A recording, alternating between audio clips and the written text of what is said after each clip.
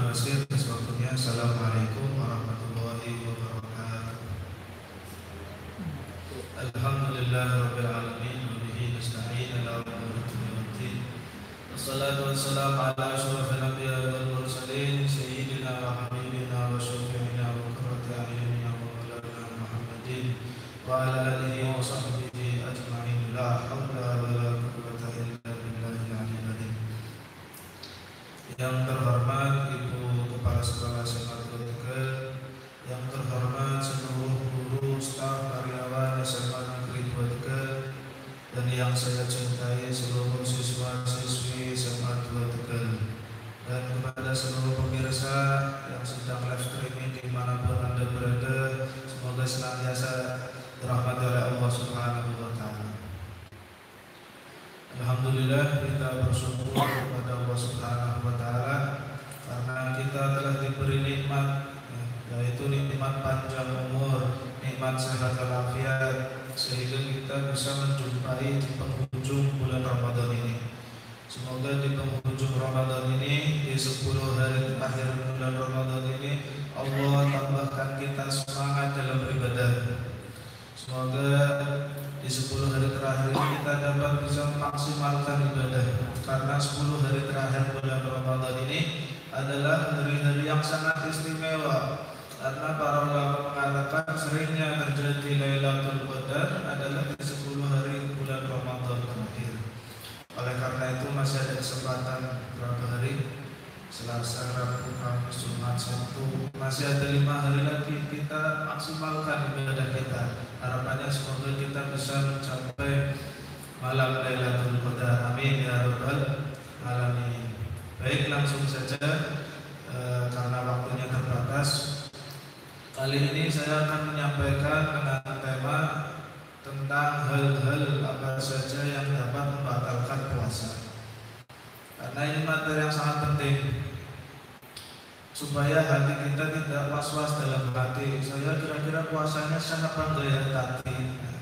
Dengan kita mengetahui apa saja hal yang membatalkan puasa, maka kita bisa memastikan bahwa puasa kita hari ini sah, tidak was-was lagi.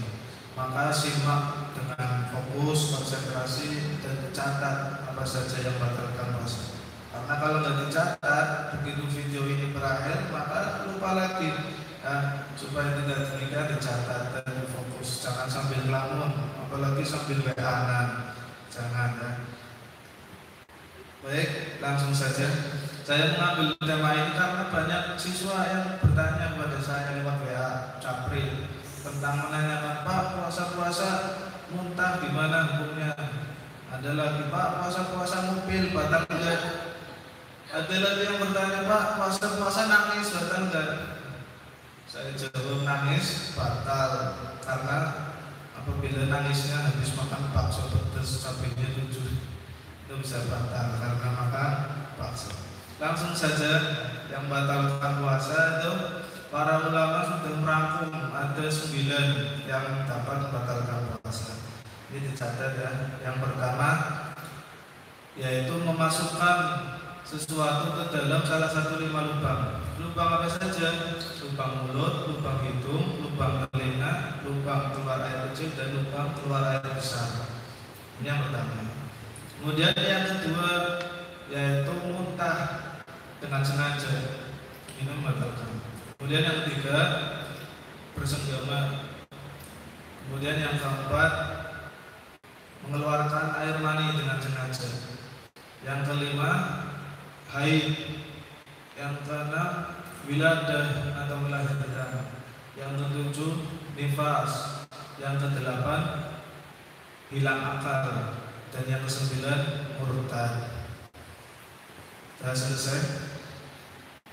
Baik, sekarang jelaskan saya satu persatu. Yang pertama yaitu tadi memasukkan salah satu ke dalam 5 lubang, yaitu lubang mulut, lubang hidung, lubang telinga, lubang keluar air kecil, lubang air besar. Sekarang saya bahas satu persatu lubangnya. Yang pertama lubang mulut dulu. Masukkan ke dalam lubang mulut itu batal puasanya, seperti makan, minum. Jadi yang dimaksud memasukkan itu masuk ke tenggorokannya, nelennya yang batal. Tapi kalau nggak ditelan selama belum masuk tenggorokan maka nggak batal puasanya. Jadi kalau cuma dikunyah terus dibuang nggak batal puasanya. Kemudian ini digaris bawahi ya, yang membatalkan nelennya. Jadi ketika berwudu itu berkumur-kumur boleh ya. Malah sunnah tetap dapat pahala berkumur-kumur. Yang penting kumur-kumurnya airnya tidak ditelan. Tapi jangan buat mainan ya. Nanti kalau bisa masuk karena kecerobohan kamu batal rasanya. Tapi kalau masuknya nggak sengaja, contoh lagi wudu kumur-kumur, tiba-tiba petir nyambar jeder, ketelan airnya nggak batal rasanya. Tapi kalau permainan ceroboh batal rasanya.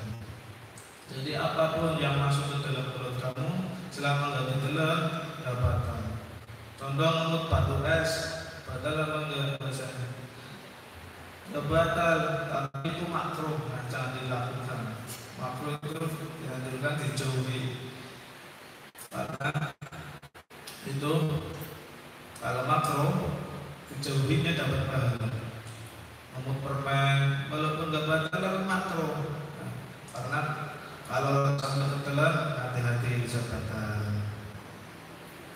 Kemudian ada yang tanya lagi, cabut gigi siang-siang saat puasa batal apa enggak?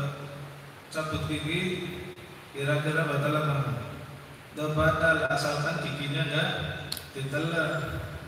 Tapi kan darahnya takut ketelan. Darahnya ngalir terus, takut ketelan gimana? Kalau takut ketelan, ngapain cabut gigi siang-siang? Kan bisa malam, habis maghrib atau habis tarawih cabut gigi. Kemudian, tapi ada satu hal yang boleh ditelan tapi nggak batalkan puasa. Apa itu? Yaitu air ludah. Air ludah kalau ditelan nggak batalkan puasa, tapi ada syaratnya. Ada syaratnya tiga syarat air ludah yang boleh kita telan. Yang pertama yaitu ludahnya sendiri. Ialah masa ludah orang lain. Ludahnya orang lain dilantar dimasukkan ke dalam mulut kita, corok. Itu bukan seperti itu. Itu namanya kamu belum tahu keharmonisan rumah tangga, belum tahu keindahan rumah tangga. Kan bisa saja suami istri berciuman, ludah istri masuk dalam mulut suami, ludah suami masuk dalam mulut istri. Itu batal puasa karena bukan ludah sendiri. Itu syarat yang pertama, harus ludah sendiri. Kemudian syarat yang kedua yaitu ludahnya masih di dalam mulut. Yang boleh ditelan syaratnya masih di dalam mulut, masih di rongga mulut. Kalau sudah keluar maka ditelan lagi batal puasanya. Batasannya bibir dalam. Kalau sudah keluar dari bibir batal puasanya. Contoh, kasih contoh biar paham. Biasanya kalau nggak dikasih contoh nggak paham. Contoh, kita mengeluarkan air ludah di dalam gelas, dikumpulkan sampai gelasnya penuh. Kemudian setelah penuh dimasukkan ke dalam kulkas. Setelah siap diminum, itu batal enggak? Batal. Walaupun ludahnya sendiri, tapi ludahnya sudah keluar dari rongga mulut, maka batal puasanya. Ini kalau yang dengarnya setengah-setengah pasti dengarnya baru syarat yang pertama, yang penting ludahnya sendiri enggak batal. Enggak tahu ada syarat kedua. Syaratnya yaitu yang kedua masih di dalam mulut, belum keluar dari mulut.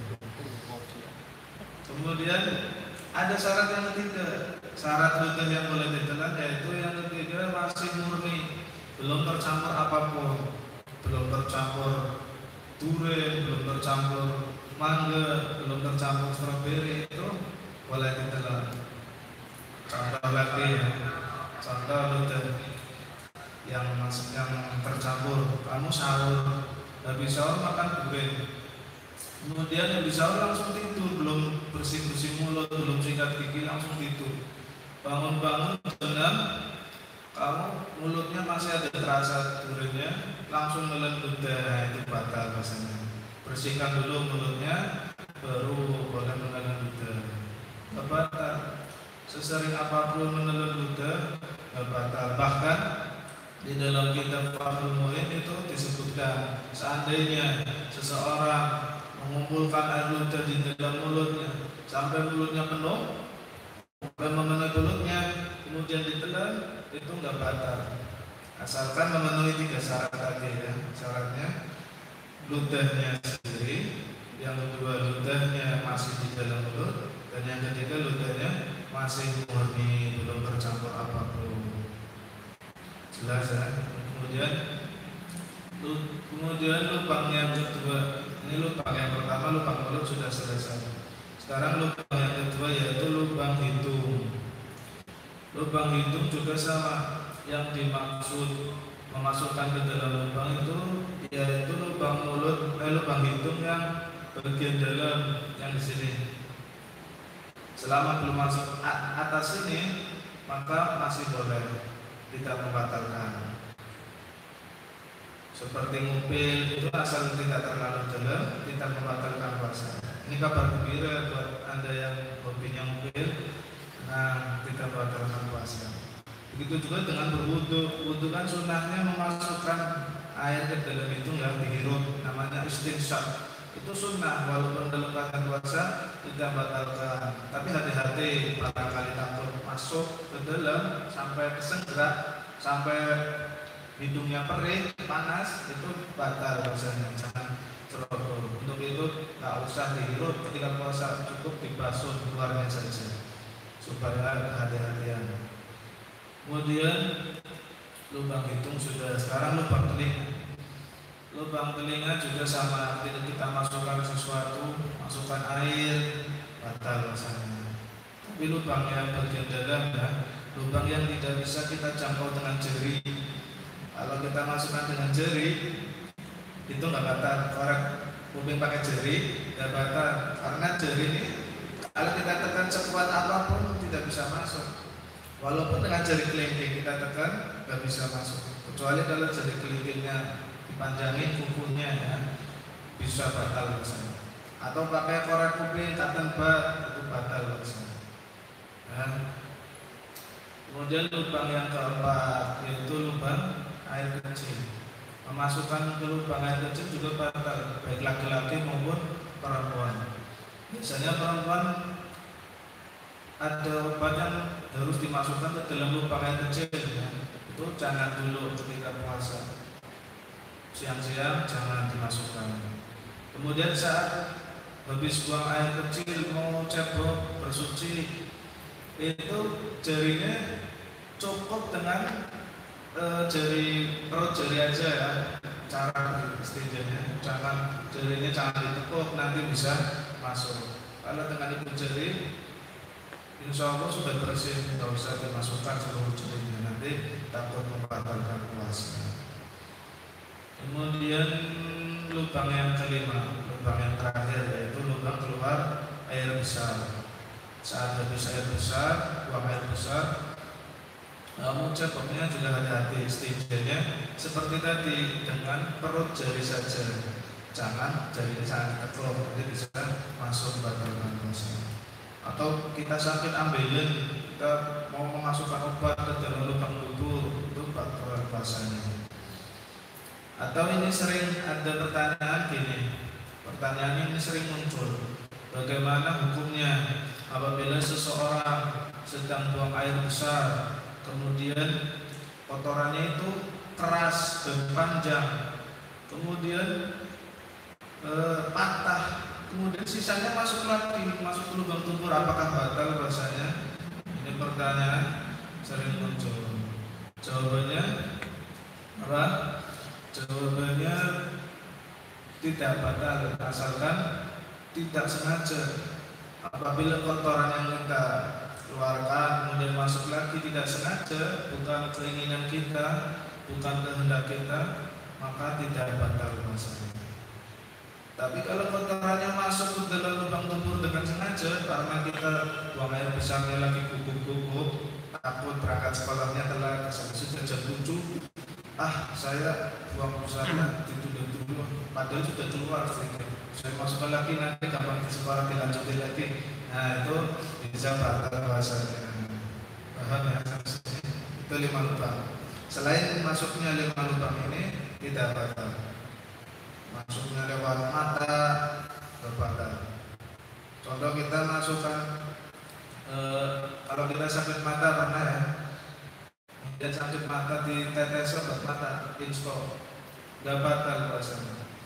Tapi kan kalau ditetesi matanya tenggorokannya terasa pahit, ya memang pahit karena obat itu sifatnya pahit. Manusia kan tercipta dari tanah kan rembes masuk ke tenggorokan. Kecuali kalau manusia terbuat dari plastik kan tenggorokannya nggak pahit. Jelas ya.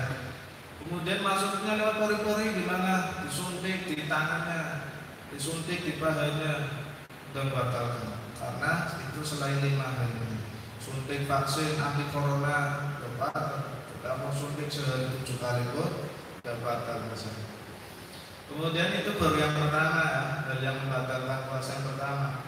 Sekarang hal yang membatalkan puasa yang kedua, yaitu muntah dengan sengaja. Muntah dengan sengaja, misalnya kita masukkan jari dalam mulut biar muntah, itu batal puasanya. Tapi kalau nggak sengaja gimana? Seperti perempuan yang sedang hamil, ngidam, muntah-muntah, itu nggak membatalkan puasa. Atau lewat jalan, lewat tempat sampah, bau busuk, itu nggak membatalkan puasa. Tapi ingat, ketika kita sudah muntah, walaupun tidak membatalkan puasa, tidak sengaja, tapi habis itu jangan langsung kita telan air ludahnya yang bercampur dengan air muntah itu bisa batal puasanya. Tadi di awal kan saya sudah jelaskan syarat ludah yang boleh ditelan yaitu yang ketiga murni, tidak tercampur dengan apapun, tidak tercampur dengan muntah. Apalagi ini muntah adalah najis. Muntah itu najis karena berasal dari bawah perut. Segala sesuatu yang berasal dari perut, baik keluar lewat bawah ataupun lewat mulut, itu najis. Najis itu cara mensucikannya gimana? Ya dibasuh air, kumur-kumur. Selama kamu belum kumur-kumur, maka mulut kamu selamanya najis. Walaupun sudah dibersihkan pakai kapas, pakai sikat, gigi, tapi belum terkena air, belum dibasuh dengan air, maka mulutnya tetap najis. Kamu nggak boleh menelan ludah. Tapi setelah suci, setelah dibasuh air, kumur-kumur dengan air, kamu sudah boleh menelan ludah lagi. Itu yang kedua, muntah dengan sengaja. Kemudian yang ketiga yaitu bersenggama. Bersenggama batal. Apa sih itu bersenggama? Melakukan hubungan laki-laki dan perempuan, baik dengan pasangan halalnya maupun pasangan yang belum halalnya, itu batal puasanya, jelas. Baik, meskipun itu sebentar tetap batal puasanya. Meskipun tidak mengeluarkan air mani tetap batal puasanya. Meskipun yang masuk cuma batang ujungnya tetap batal puasanya. Meskipun cuma ujungnya helmnya tetap batal puasanya. Makanya hati-hati, jangan sampai khilaf.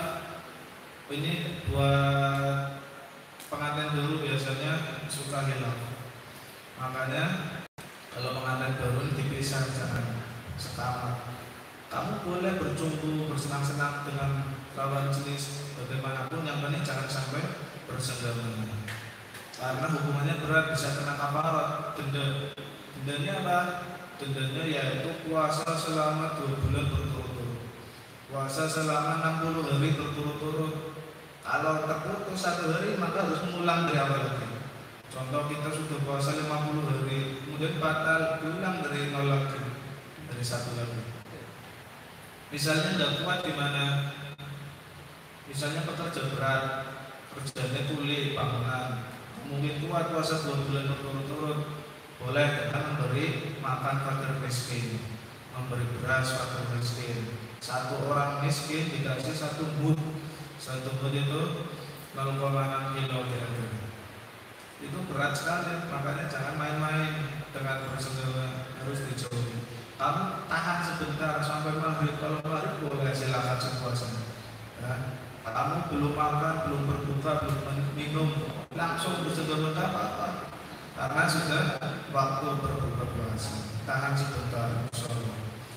Kemudian yang beberapa Yang kelima, yang keempat. Ya, sekarang yang keempat yaitu mengeluarkan air mani dengan sengaja. Ini batalkan puasa. Baik dengan tangan sendiri atau tangan orang lain itu batal puasa. Kecuali kalau nggak sengaja nggak batal.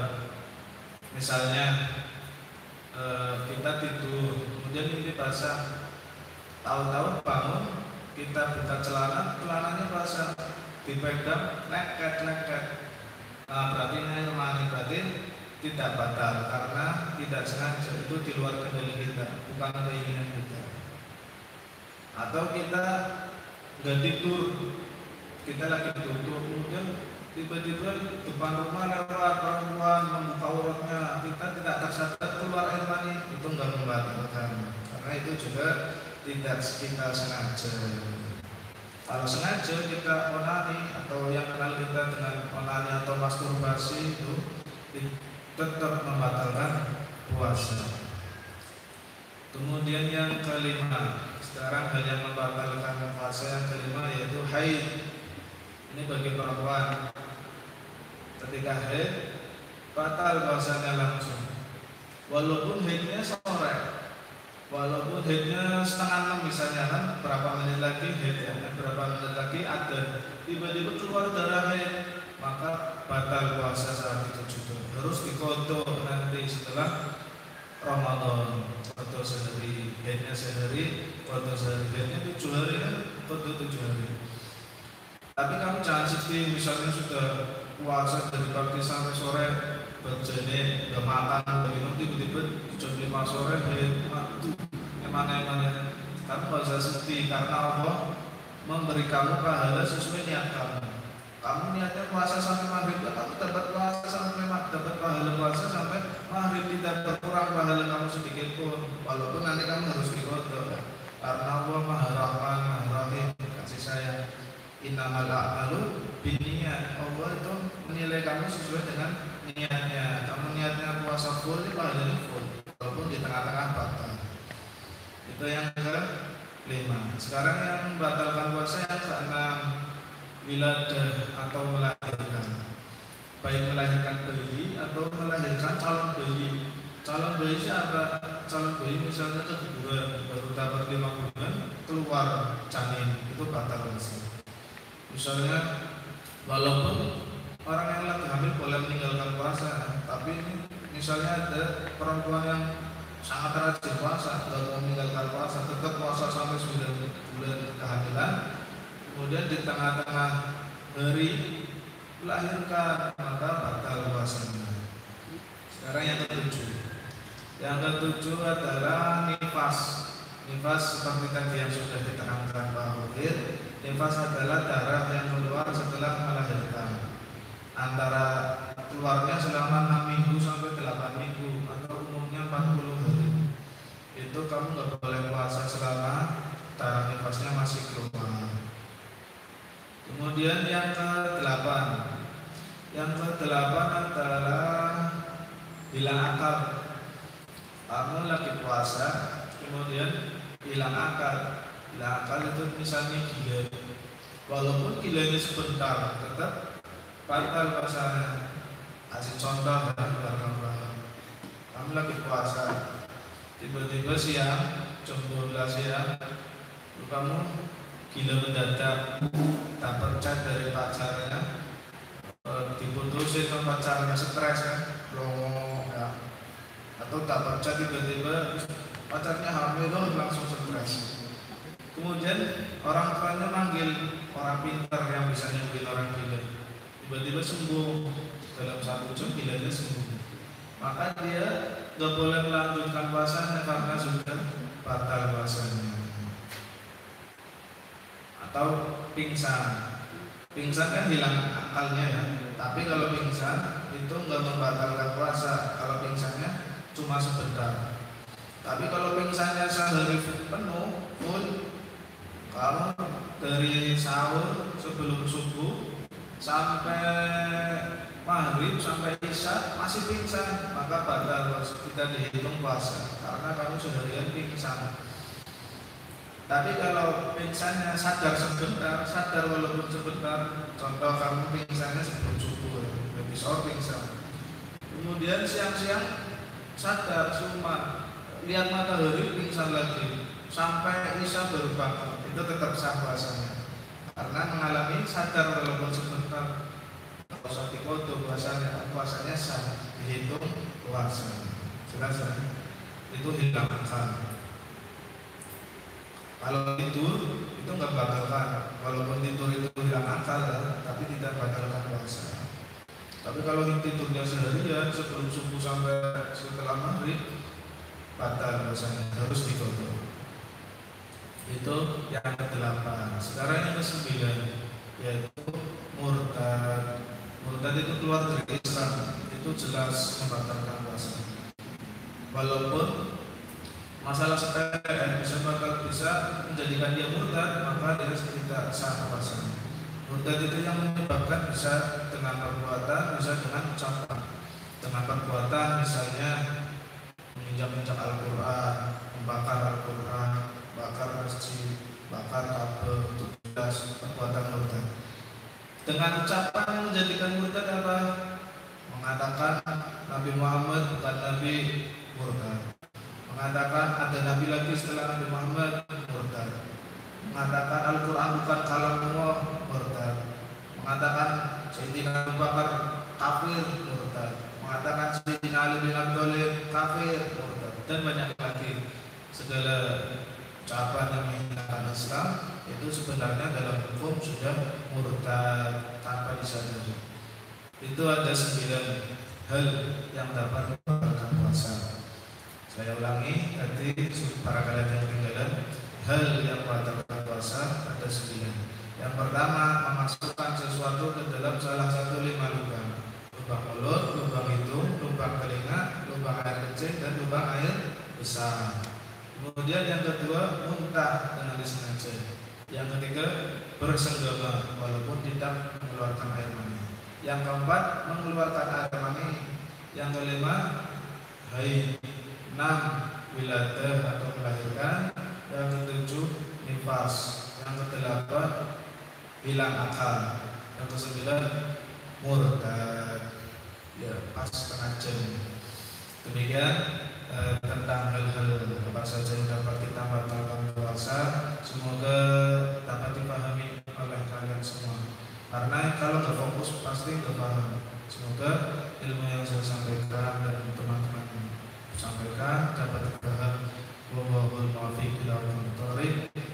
Subhanallahumma wa bihamdika asyhadu an la ilaha illa anta astaghfiruka wa atubu ilaik. Assalamualaikum warahmatullahi wabarakatuh.